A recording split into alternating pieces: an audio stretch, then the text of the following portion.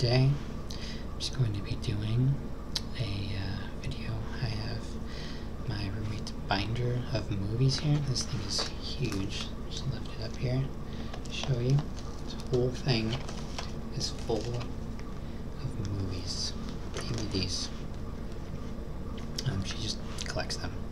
Just a crazy amount of DVDs. A lot of them aren't even in here. She kind of ran out of room. So today I'm just going to be flipping through here and just kind of taking some of the DVDs out and commenting on them. I'm a pretty big movie person myself. I know a lot of actors and directors and stuff, so I'll probably be talking about some of them who were in the movies and directed them. But yeah, anyways, let's get started here. It's already got opened up to the first page. Okay, let's take this one out. This is, let's get it out here. This is 12 Monkeys. This movie it's pretty good. I haven't seen it in a long time, but it's got Bruce Willis as well as Brad Pitt. He plays he's got a pretty good role in this film. He plays kind of this sane asylum patient. Really interesting, crazy performance by him in this movie. Kind of unlike anything else I've ever seen him in. That one's directed by Terry Gilliam, who was actually a member of Monty Python. One of the original members of Monty Python, who went on to start directing a lot of his own films.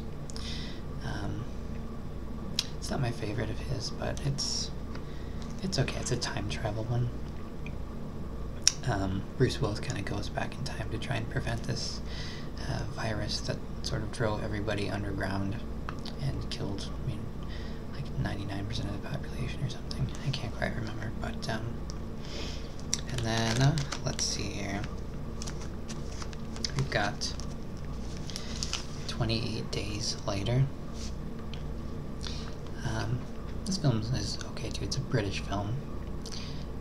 Has Cillian Murphy in it, who played Scarecrow from the Batman films. He was in Inception too. He does a lot of Christopher Nolan's films. Let's keep going here. Let's see. We have the Alien movies, which the original Alien film is just fantastic. I absolutely love the original Alien movie. It's the atmosphere and everything is just absolutely perfect. I think it's just a masterpiece. Aliens, I wasn't a huge fan of the sequel. I'm not a big James Cameron fan, who did Avatar and stuff like that. I just don't like his movies for some reason. I don't think I've ever seen a James Cameron. Titanic is decent. He has a couple decent films, but none. He's a little overrated in my opinion. But anyway, keep on going here. It's got American Psycho here. It's Christian Bale. I have not seen that one. I really want to though. I might have to watch that soon now that I realize she has that DVD. Let's keep going. He's also a big Johnny Depp fan, so we'll probably come across a lot of Johnny Depp movies while we're flipping through here. And once again, here's Avatar by James Cameron. I saw that in theaters in 3D, and it was a long 2.5 hours. The story wasn't very good. It's just, I feel like a lot of people who like that movie agree that the story was just, it really wasn't there. People just love the visuals, but visuals, they're just not enough to carry a movie, you know? You gotta have a good story. I love movies with good plot lines. She's got The Avengers here, which is, of course, great. I think I saw that at the midnight release, or maybe the day of, I can't remember. But Avengers, of course, it's a good film. Definitely see it if you haven't already. She's got a lot of the Batman films. I'll just take one out here. Batman Begins. I love the new Batman movies. Well, Batman Begins is good. The Dark Knight is great. And then The Dark Knight Rises, I thought, was just a huge letdown. I was so excited. I absolutely love The Dark Knight. It's one of my favorite movies. Just great story, great acting, just great direction, great everything. It was just really fantastic. Gary Oldman, Heath Ledger, just all around good stuff. Aaron Eckhart, I thought Aaron Eckhart did an amazing job as Harvey Dent. Just spectacular. And then The Dark Knight Rises came along, and I really liked Tom Hardy. I liked his performance as Bane, but he just kind of blew it. I won't say some of the reasons why I don't like it, just for spoiler's sake, but they kind of ruined a few things, and it just felt kind of rushed. And I know they wanted to end the trilogy, and I felt like they were trying too hard to end on a good note or a happy note or something. And I felt like it wasn't, because The Dark Knight was just this kind of dark movie, and then Dark Knight Rises, it just felt a little too happy at points for me, especially at the ending. It was just, everything worked out too perfectly, and it was just weird. It was just weird. But anyway,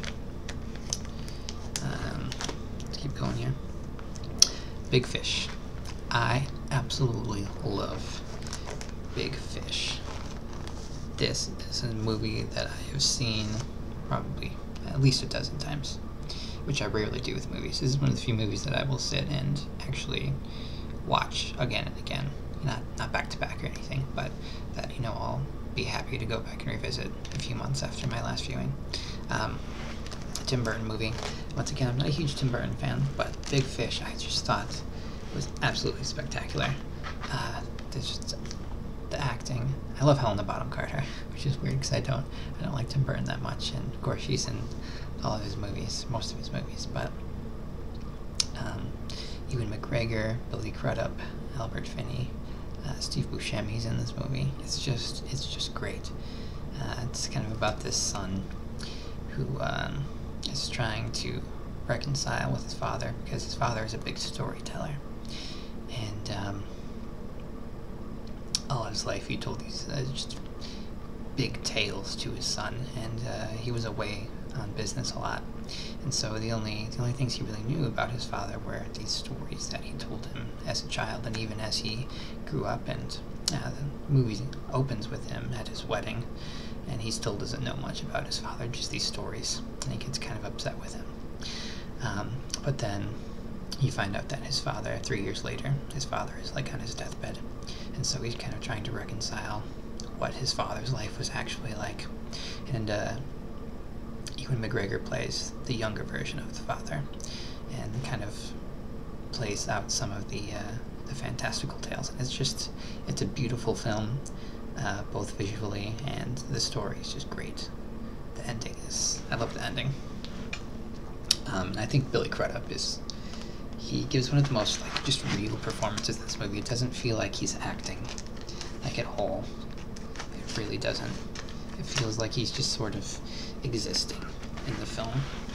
And I seem to have trouble getting this back into the slot. Just give me a second here. Okay, there we go. Get this set up a little bit better now. Okay. Never seen... Oh, I almost passed up my absolute favorite movie of all time. Of all time.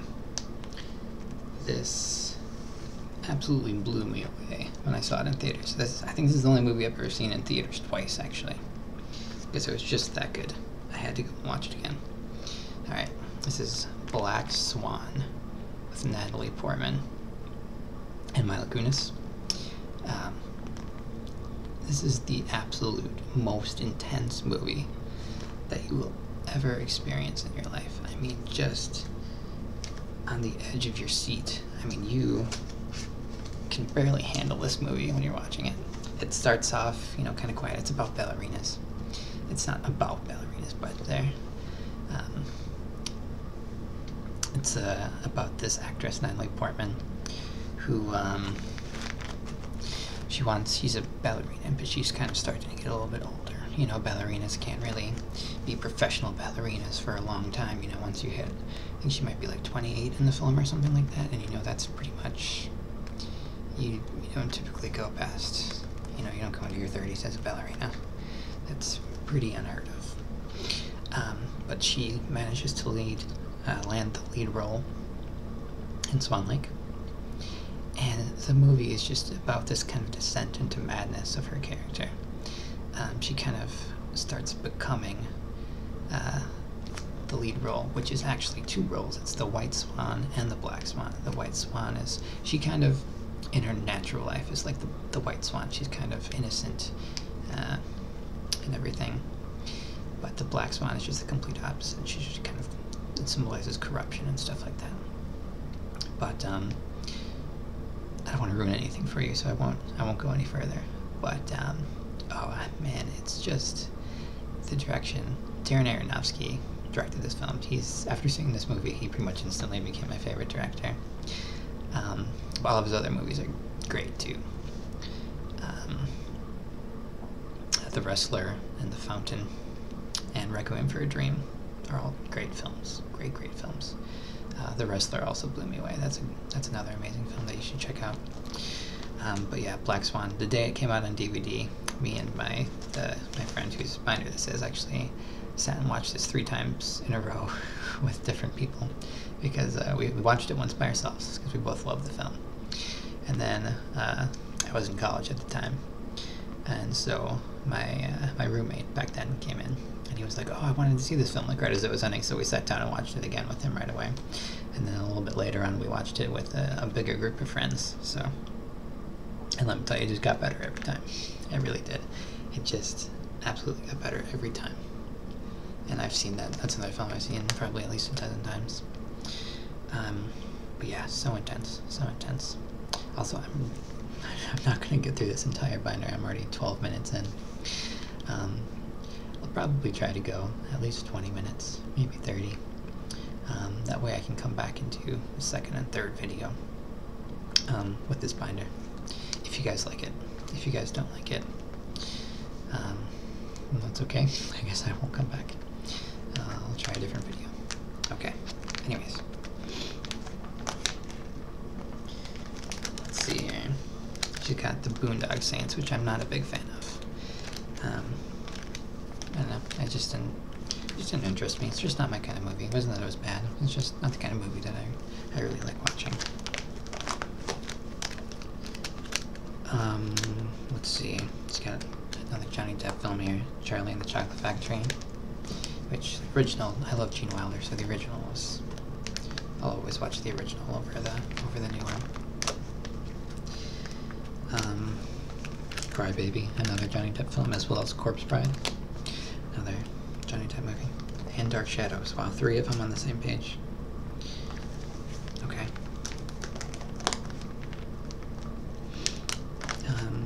You know, I actually was very surprised by this film. This is The Descent. This is just kind of basically just a horror film. It's about a group of, I think there's 6 women that go down into a cave, and it's just the first half hour is just kind of character development a little bit of the females that are going down.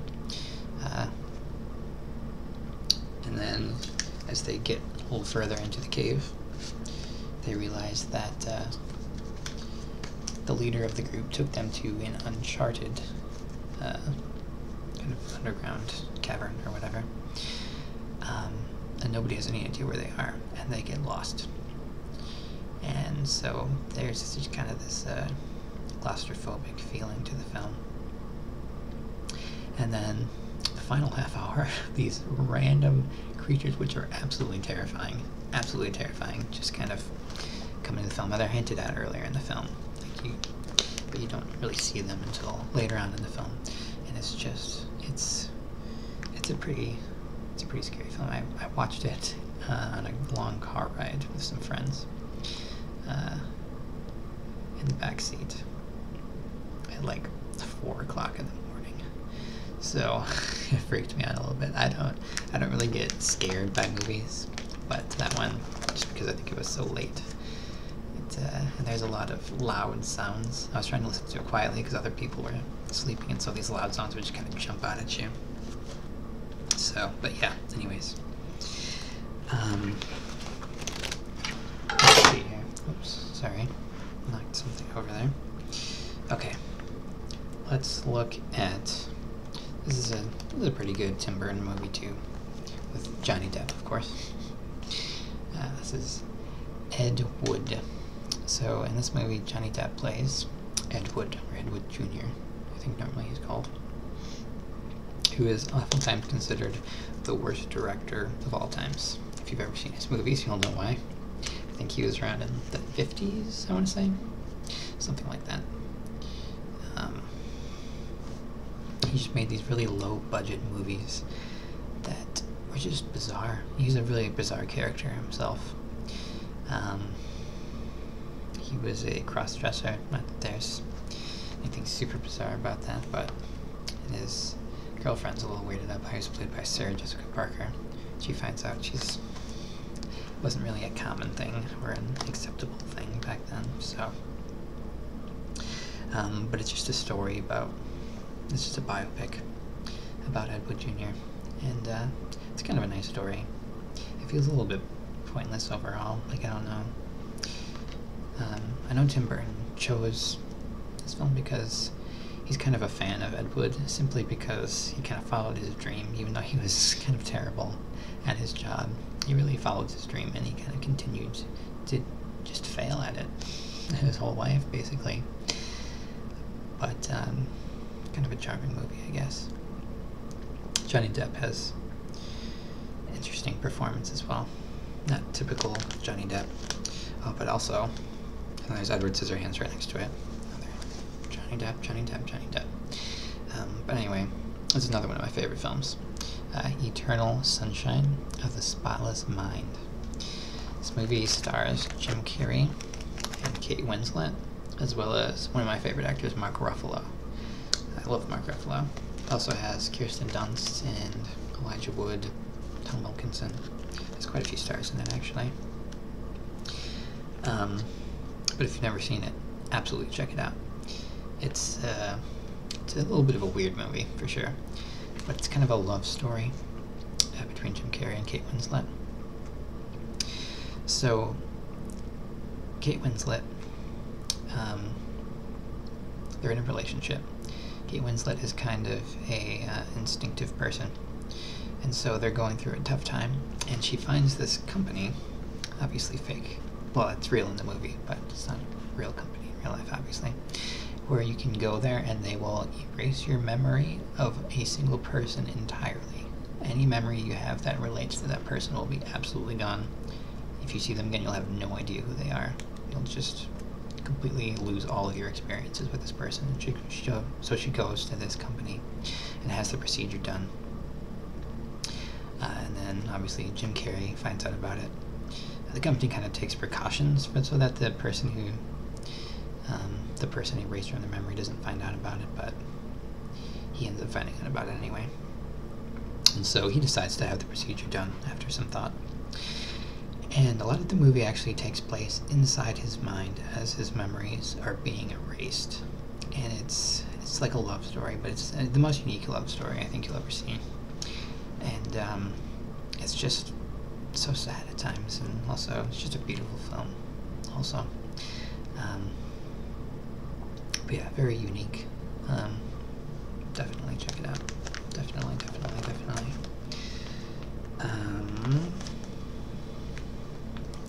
Fear and Loathing in Las Vegas. More Johnny Depp. Good stuff. I actually hate Fear and Loathing in Las Vegas. I'll tell you right now, I thought it was it was one of the worst movies I've ever seen in my life. Right up there with Jumper. I hated Jumper. And Lady in the Water. Those are probably my two least favorite films, Jumper and Lady in the Water. Just god-awful. God-awful. Terrible. But anyway. Let's see. Finding Neverland. Johnny Depp. This is another movie from Terry Gilliam, the Monty Python guy. The Fisher King. Robin Williams is also one of my favorite actors when he's like in a serious role. Some of his comedic roles are a little iffy. I mean, stuff like Mrs. Doubtfire is amazing, but when he's in a serious role, Robin Williams he blows people out of the water with his acting ability. It's kind of ridiculous how good of an actor he is. One of my favorite films of his is Awakenings. He plays kind of this shy doctor, and one of the best performances I think I've ever seen. But yeah, Fisher King's a pretty good one. Kind of bizarre though. And she has all of the Swedish version of The Girl with the Dragon Tattoo, and The Girl Who Played with Fire, and The Girl Who Kicked the Hornet's Nest, which I haven't seen. I really want to, but I've seen the American version of The Girl with the Dragon Tattoo, which was pretty good. Daniel Craig is one of my favorite actors as well, so of course I'm gonna love it. And also David Fincher directed that one, and he's one of my favorite directors.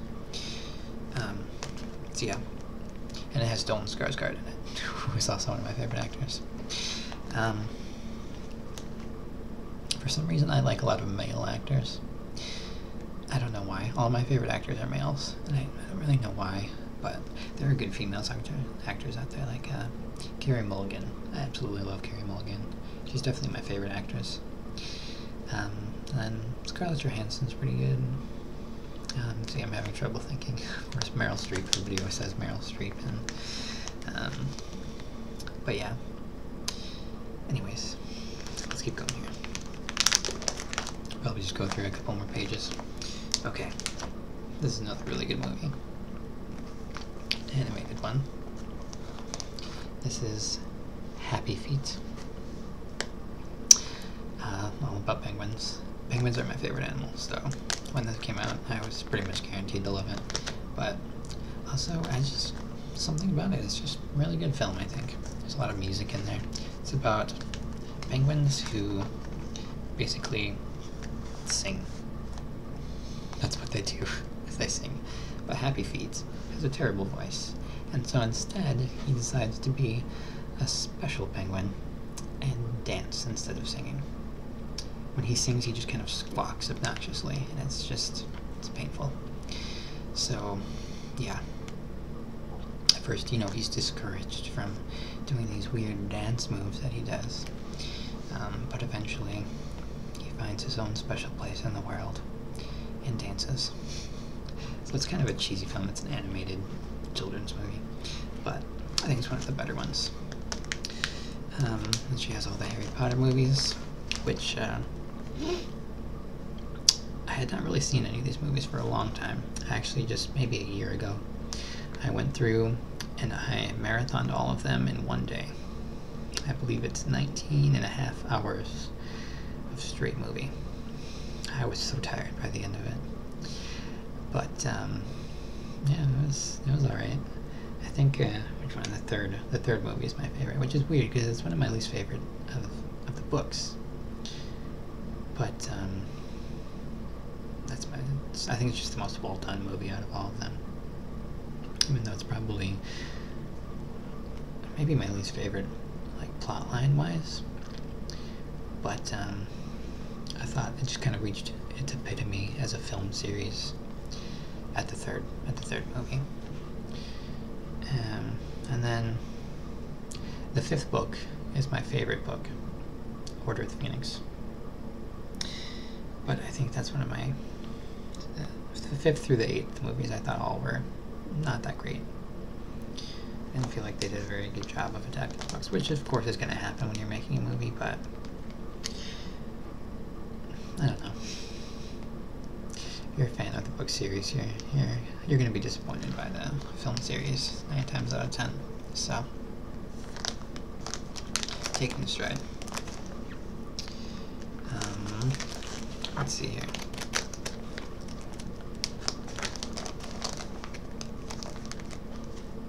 Okay, seems how I was talking about Daniel Craig. We better get out James Bond films here. Casino Royale. At this point, I had seen Daniel Craig in stuff before Casino Royale.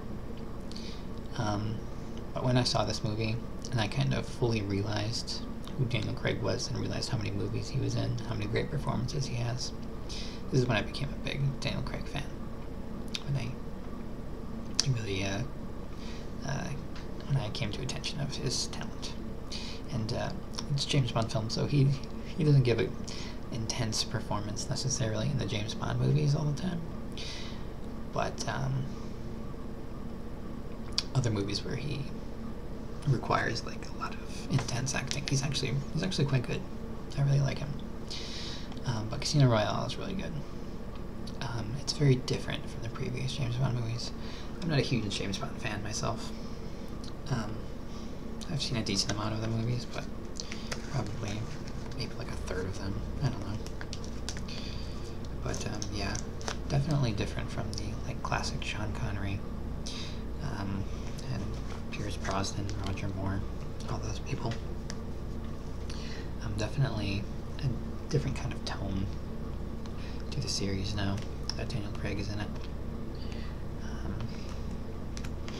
Also Skyfall, I saw that in theaters. It's a pretty good one too. But I think Casino Royale might be my favorite out of all the James Bond movies. And, I really like the classic Sean Connery ones. Sean Connery is pretty great.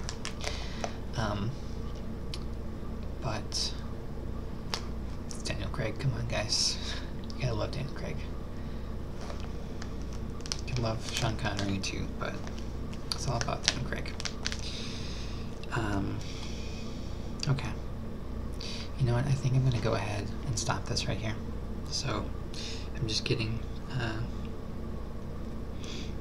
guess I just ended the J's with the James Bond films. So I just noticed she has those.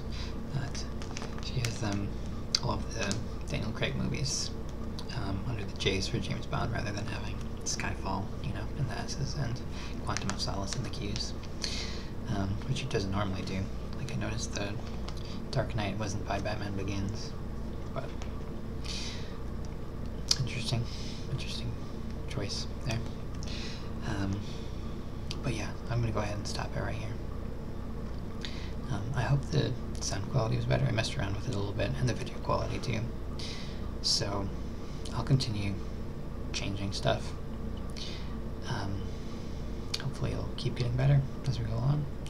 So again, this is just sort of early. This is only my third day making videos. So, my second video with this webcam.